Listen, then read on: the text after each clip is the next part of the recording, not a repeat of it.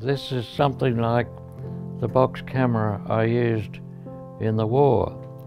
I never did ask whether I was allowed to use a camera in some of the positions we were in, but we got a lot of photographs, and they're still with me today.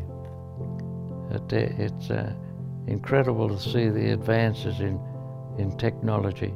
All the equipment has changed so much and given us so much more freedom and ability to deal with the home front.